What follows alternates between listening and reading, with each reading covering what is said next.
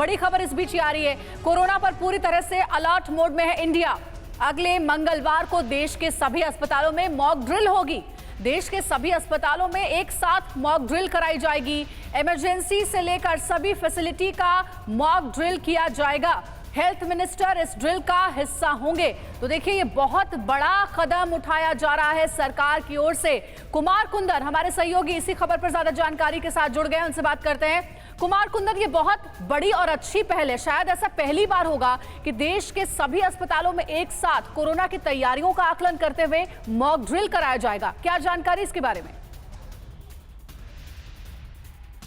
देखिए अंजलि, अभी से थोड़ी देर बाद केंद्रीय स्वास्थ्य मंत्री डॉक्टर मनसुख मांडविया देश के सभी स्वास्थ्य मंत्रियों के साथ एक बैठक करने वाले हैं।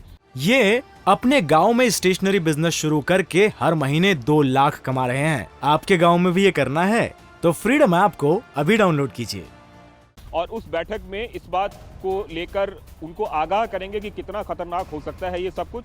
लेकिन उस खतरनाक से हमें डरने से ज्यादा सजग रहने की जरूरत है, क्योंकि हमारे पास अनुभव भी है और बेसिक मेडिकल इंफ्रास्ट्रक्चर भी है। अब उस मेडिकल इंफ्रास्ट्रक्चर का कैसे उपयोग किया जाए और कैसे उसको एक तरीके से कहते हैं एक सिस्टम में लाया जाए, उसके लिए एक मॉक ड्रिल किया जाएगा। और उस मॉक ड्रिल में अगले मंगलवार को देश के सभी बड़े अस्पताल, चाहे वो केंद्र सरकार के हों चाहे वो राज्य सरकार के हों, उन सभी बड़े अस्पतालों में एक नियत समय पर एक साथ मॉक ड्रिल शुरू होगा। और उसमें यह देखा जाएगा कि किस तरीके से कोविड प्रोटोकॉल का बिहेव करते हुए अगर कोई मरीज इमरजेंसी में आता है तो उसको किस तरीके से वार्ड में शिफ्ट करना है, किस तरह से उसको आईसीयू में शिफ्ट करना है, ऑक्सीजन की उस वक्त क्या स्थिति होगी, क्या उसको आरटीपीसीआर करने के बाद क्या उसके सीटी स्कैन की जरूरत है, क्या उसके लंग्स का जो है एक्सरे करने की जरूरत है। तमाम तरह की सुविधाओं का एक तरीके से बिल्कुल, यानी तैयारियों को जांचा जाएगा, परखा जाएगा कि हम कितने तैयार हैं। लेकिन कुमार, मुझे यह बताइए, ये जो कहा जा रहा है कि 20 से 35 दिन, जो अगले 20 से 35 दिन है, उसमें हमें सावधान रहने की जरूरत है। नया स्ट्रेन हमारे मुल्क में दस्तक दे सकता है। इससे जुड़ी कुछ और इंफॉर्मेशन मिल पाई है क्या? किस लेवल का यह स्ट्रेन है, कितना घातक है, कितना खतरनाक है, इसे लेकर कुछ अपडेट है क्या? देखिए, जो मौजूदा स्ट्रेन है समीर, वो तकरीबन 90 देशों में फैल चुका है। चीन का वो स्ट्रेन जो चीन में कहर ढा रहा है।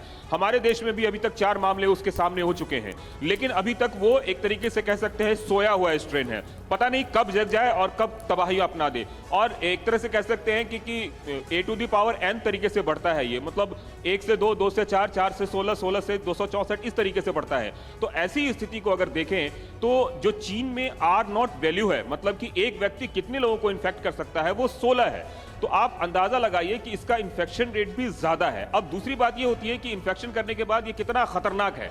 तो उस लेवल पे अगर हम आते हैं तो हमारे देश में बहुत ज्यादा लोगों को वैक्सीनेशन किया गया है। कई जगहों पर हर्ड इम्यूनिटी हुई है। छोटे बच्चों में तो 80% होकर निकल चुका है ये पूरा वायरस। तो ऐसी स्थिति में हमें सजग रहने की जरूरत है और समय से पहले इसमें पूरी तरीके से गंभीरता से काम करने की जरूरत है। शायद यही वजह है कि जो वायरस की आप बात कर रहे हैं और जिस तरीके के म्यूटेशन की बात कर रहे हैं, गवर्नमेंट ऑफ इंडिया ने 3-4 दिन पहले ही राज्य को कहा है कि हर केसेस का आप जीनोम सीक्वेंसिंग करना शुरू कीजिए, ताकि यह पता चले कि आखिर उसका स्वरूप क्या है और वो हमारे आपके लिए कितना खतरनाक है। एक बात और मैं बताना चाहूंगा समीर, अभी जो फ्लाइट्स आ रही हैं, चीन से तो कोई नहीं आ रहा, सिंगापुर या हांगकांग से आ रहा है। सिंगापुर और हांगकांग का मतलब है कि चीनी नागरिक ही आ रहे हैं। जो नए साल का वक्त होता है, उस वक्त चीनी नागरिक बड़ी तादाद में दूसरे देशों में घूमने के लिए जाते हैं। तो ऐसा माना जा रहा है कि ये नागरिक जब दूसरे देशों में जा रहे होंगे तो वहीं से ये फैलना शुरू होगा। ऐसे में फिलहाल आने वाले दिनों में, मतलब आज से ही, चीन से आने वाले नहीं बल्कि हांगकांग और सिंगापुर से आने वाले, चीन और आसपास के इलाके से आने वाले फ्लाइट्स पर भी सरकार की पैनी नजर है। और अगर उन फ्लाइट के रैंडम बड़ी समस्या ज्यादा मरीज पाए जाते हैं। 3 सालों में जब से कोरोना आउटब्रेक हुआ है चीन में, वुहान से शुरू होकर, हमने एक सबसे बड़ी हाईलाइटिंग प्रॉब्लम देखी है थीमेटिक तौर पर। WHO के पास भी चीन से रिलेटेड डेटा एक्यूरेट होता नहीं है। ऐसे में वो पूरे विश्व को किस तरह से अवेयर करेगा कि क्या कुछ साइंटिफिक फैक्टर्स है, क्या कुछ एनालिटिकल फैक्टर्स निकलकर सामने आ रहे हैं। भारत सरकार के लिए ये WHO से डेटा, अभी भी WHO ने तुरंत चीन से नए डेटा मांगे, अपडेट मांगे, कितना मिलेगा नहीं मिलेगा वो WHO जाने और चीन जाने। लेकिन भारत सरकार के लिए ग्लोबल लेवल पर इसे ऑब्जर्व करना, मॉनिटर करना, क्या इसके लिए भी किसी टीम को लेकर चर्चा हो रही है? क्या वो किसी अलग तरीके से ऑब्जर्व किया जा रहा है? न केवल चीन बल्कि चीन से कहीं और फैल जाए, जैसे यूरोप में फैले, अमेरिका में फैले, अफ्रीका में फैले, उस रूट के थ्रू भारत में यहां पर आ जाए। ग्लोबली मॉनिटरिंग को लेकर जो आप अभी तक हम बातें कर रहे हैं, प्राइमरीली वो डोमेस्टिक लेवल पर है। देखिए आशीष, जो जहां तक हमारी जानकारी है और टीवी9 भारतवर्ष को सूत्रों से जो जानकारी मिली है, WHO ने बेसिकली ऑफिशियली डेटा मांगा, चीन से मांगा है, लेकिन WHO की भी जो नीति है वो कहीं ना कहीं दोहरी नीति एक तरीके से देखने को मिलती है। हमारे जैसे देश, जैसे भारत जैसे देशों के साथ तो वो किसी और तरीके से बिहेव करती है, लेकिन चीन के साथ वो रिक्वेस्ट करती है। तो रिक्वेस्ट और ऑर्डर का फर्क जो है वो दिख रहा है। अभी भी उन्होंने डेटा शेयर करने की बात की है, लेकिन जो हिंदुस्तान का केंद्रीय स्वास्थ्य मंत्रालय है वो इस बात को लेकर बहुत ही सजग है कि चीन डेटा छुपा रहा है, खास करके मौतों को लेकर। जो तस्वीर आ रही है और जो डेथ हो रही है, दोनों में फर्क दिख रहा है। तस्वीर कुछ इस तरीके से चीन की आ रही है जिसमें 4-4 घंटा लोग लाइन में लगे हुए हैं, उसके बाद पेशेंट का नंबर आ रहा है एडमिशन के लिए। दूसरी बात, एक बेड पे 2 आदमी नीचे में लोग पड़े हुए हैं। ऐसी स्थिति में डेथ कितनी हो रही है चीन ये नहीं बता रहा है। तो जो सबसे बड़ा इस पूरे मामले में एविडेंस है वो डेथ है।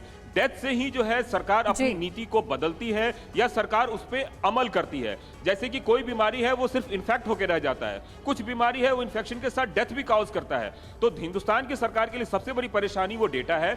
मुझे जो सूत्रों के हिसाब से जानकारी मिल रही है, गवर्नमेंट ऑफ इंडिया इंटरनली भी डेटा कलेक्ट करने की कोशिश कर रही है चीन से। वो WHO पे रिलाई नहीं करने की कोशिश कर रही है, इंटरनली डेटा कलेक्ट करने की कोशिश कर रही है। और ये बहुत इंपॉर्टेंट इंफॉर्मेशन आप शेयर कर रहे हैं कुमार कुंदन, जिसमें सबसे बड़ी खबर यही है कि अगले 20 से 35 दिन बहुत ही अहम साबित होने वाले हैं, क्योंकि ये अपने गांव में स्टेशनरी बिजनेस शुरू करके हर महीने 2 लाख कमा रहे हैं। आपके गांव में भी ये करना है तो फ्रीडम ऐप को अभी डाउनलोड कीजिए।